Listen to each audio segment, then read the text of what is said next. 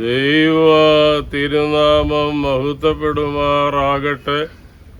എൻ്റെ പ്രിയപ്പെട്ട സഹോദരി സഹോദരന്മാരെ, ശുദ്ധമുള്ള ലൂക്കോസിൻ്റെ സുവിശേഷത്തിൽ 2-ാം അധ്യായത്തിൽ 46 മുതൽ 54 വരെയുള്ള വാക്യങ്ങളെ മറിയാമിൻ്റെ പാട്ട് എന്ന പേരിലാണ് അറിയപ്പെടുന്നത്.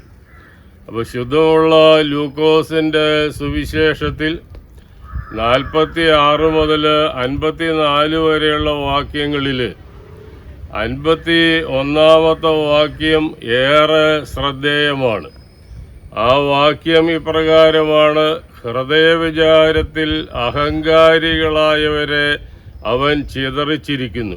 അപ്പം അഹങ്കാരികൾ സിംഹാസനങ്ങളിൽ നിന്ന് മറിഞ്ഞു വീഴുന്ന കാഴ്ച സർവ്വസാധാരണമായിരിക്കുന്നു. പണമില്ലാത്തവൻ പുഴുവല്ല എന്ന് എല്ലാവരും ഒരുപോലെ മനസ്സിലാക്കേണ്ട ഒരു കാലഘട്ടത്തിലാണ് നാം ഇന്ന് ജീവിക്കുന്നത്.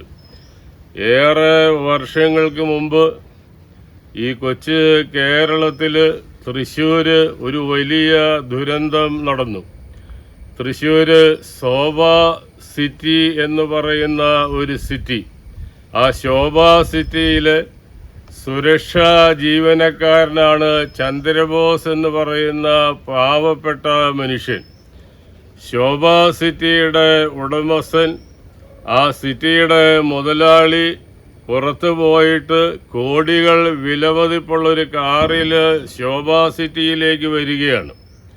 ഈ സുരക്ഷാ ജീവനക്കാരൻ പാവപ്പെട്ടവനായ ചന്ദ്രബോസ് ഗേറ്റ് തുറന്നു കൊടുക്കുവാൻ ഏതാനും മിനിറ്റുകൾ താമസിച്ചതിൻ്റെ പേരിൽ ശോഭ സിറ്റിയുടെ ഉടമസ്ഥനും കോടീശ്വരനുമായിരുന്ന മുഹമ്മദ് നിഷ എന്ന് പറയുന്ന ആ മനുഷ്യൻ അതിക്രൂരമായി കൊലപ്പെടുത്തിയ ഒരു സംഭവം നടക്കുകയുണ്ടായി. അപ്പോൾ ആർഭാട ജീവിതം നയിച്ചവനായിരുന്നു ഈ മുഹമ്മദ് നിഷ. ആർഭാട ജീവിതമെന്ന് പറഞ്ഞാൽ പോരാ, അത്യാർഭാട ജീവിതം നയിച്ചവനായിരുന്നു മുഹമ്മദ് നിഷ. പണത്തിൽ അഹങ്കരിച്ച് നടന്ന ഒരു മനുഷ്യൻ. അപ്പോൾ സാധാരണക്കാരെ പുച്ഛത്തോട് കണ്ടവൻ, പാവപ്പെട്ടവരെ പുഴുവായി കണ്ടവൻ.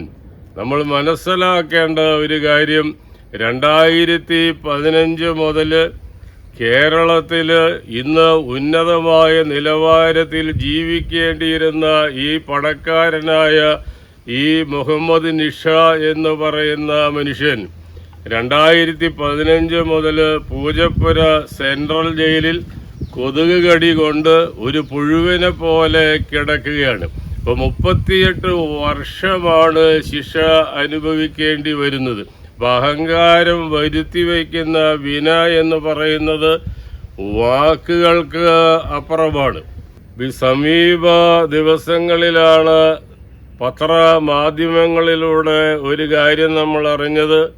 സൗദി അറേബ്യയിലെ ഒരു അറബി കുടുംബം ഒരു മനുഷ്യന്റെ ജീവന് വില നിർണയിച്ചത് 34 കോടി രൂപയാണ്. അപ്പം ഇത്രയും വിലയുള്ള ജീവൻ, അത് നൽകിയ ദൈവത്തെ ശാന്തമായിട്ട് തിരിച്ചേൽപ്പിക്കേണ്ട വലിയ ഉത്തരവാദിത്തമാണ് എല്ലാ മനുഷ്യരിലും നിക്ഷിപ്തമായിരിക്കുന്നത്.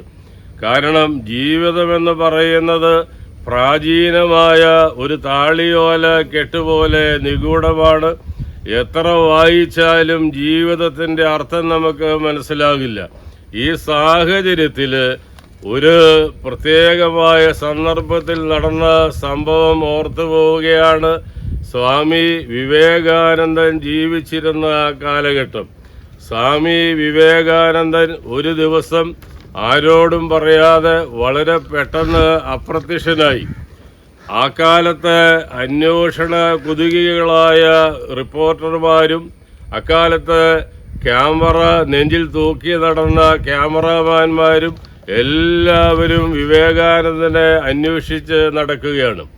ലോകം മുഴുവൻ വിവേകാനന്ദനെ അന്വേഷിക്കുകയാണ്, തേടുകയാണ്. അവസാനം സ്വാമിയെ കണ്ടെത്തി. അദ്ദേഹം ഒരു ചെറിയ കുടിലിൽ ഏകനായിട്ട് ഇരിക്കുന്ന കാഴ്ചയാണ് പത്രക്കാർക്ക് കാണുവാൻ സാധ്യമായത്. അദ്ദേഹത്തിൻ്റെ ചുറ്റും കൂടി നിന്നുകൊണ്ട് വിവേകാനന്ദ സ്വാമികളോട് പത്രക്കാരും അന്നത്തെ റിപ്പോർട്ടർമാരും ചോദിച്ചു, അങ്ങ് എന്താണ് ഏകനായി ഈ ചെറിയ കുടിലിൽ വന്ന് ഇപ്രകാരം ഇരിക്കുന്നത്? വളരെ നിഗൂഢമായ ഒരു ചിരി ആ ചുണ്ടിൽ വിരിയിച്ചുകൊണ്ട് സ്വാമി വിവേകാനന്ദൻ പറഞ്ഞ മറുപടി ശ്രദ്ധേയമായിരുന്നു. I am preparing for my death.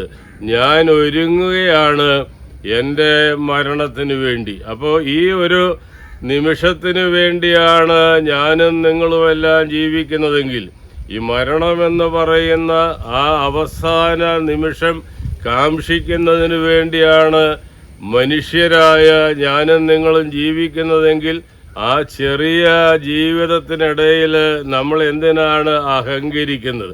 അപ്പം അഹങ്കാര രഹിതമായ ഒരു ജീവിതം നയിക്കാൻ നമുക്ക് കഴിയണം. വിനയവും സ്നേഹവുമൊക്കെ നമ്മുടെ മുഖമുദ്രയായി വൈകിയാണെങ്കിലും മാറേണ്ടിയിരിക്കുന്നു. അതുകൊണ്ടാണ് ശുദ്ധമുള്ള ലൂക്കോസിൻ്റെ സുവിശേഷത്തിൽ 2-ാം അധ്യായത്തിൽ 51-ാമത്തെ വാക്യത്തിലൂടെ ഇപ്രകാരം പ്രബോധിപ്പിക്കുന്നത്, ഹൃദയവിചാരത്തിൽ അഹങ്കാരികളായവരെ അവൻ ചിതറിച്ചിരിക്കുന്നു. അപ്പം അഹങ്കാരം ഏറ്റവും വലിയ പാപമായിട്ടാണ് പുതിയ നിയമ വേദപുസ്തകം പഠിപ്പിക്കുന്നതെന്ന് മനസ്സിലാക്കി ദൈവ തിരുസന്നിധിയിലും സഹജീവികളുടെ മുന്നിലും വിനയത്തോടുകൂടി ആർദ്രത നിറഞ്ഞ ഒരു മനസ്സോടുകൂടി ജീവിക്കുവാൻ എനിക്ക് നിങ്ങൾക്ക് സാധ്യമാകട്ടെ എന്ന് പ്രാർത്ഥിച്ച് നിർത്തുന്നു.